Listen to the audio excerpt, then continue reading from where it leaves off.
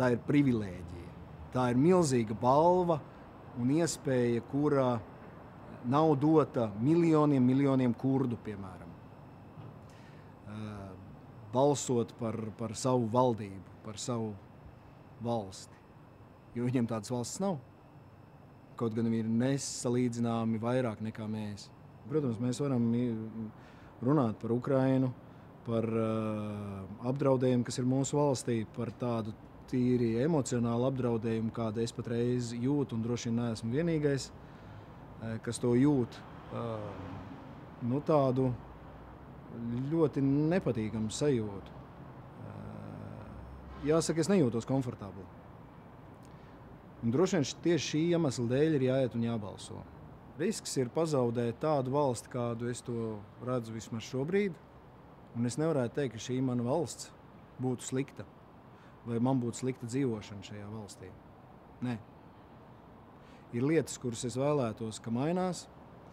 Ir tādas lietas, kuras man šķiet varētu izdarīt labāk, ekonomiskāk, iedzīgāk, ātrāk, droši vien. Bet es nekad negribētu teikt, ka es dzīvoju sliktā valstī. Jo, manuprāt, mēs paši esam tie, kas šo valsti veido tā vai savādāk. Un viens no veidiem, kā veidot valsti, ir balsošana.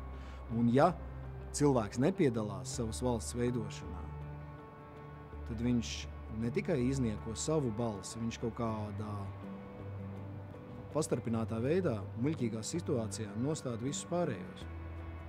Lai arī es esmu nemierā ar daudz ko, kas ir noticis manā valstī pēdējo gadu laikā, tomēr man šķiet ceļš laukā no krīzes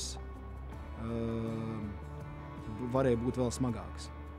Un, manuprāt, tas, kādā veidā to paveic valdība, kas bija krīzes valdība,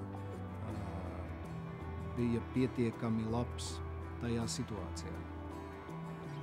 Un to nedrīkst aizmirst, un tas ir jānovērtē. Mans pilsoņu pienākums ir iet un piedalīties, veidot savas valsts nākotni. Pavisam vienkārši. Un tas jau nav pārāk nogurdinoši, es atvainojos. 4 reizes. Nepareizāk sakot, 1 reizi 4 gados. Tas nav pārāk nogurdinoši. Tas neaizņem ļoti daudz mana laika. Jā, par savu publiku es nebaidos. Jaunā Rīgas teātra publika, es domāju, iet un balsot noteikti.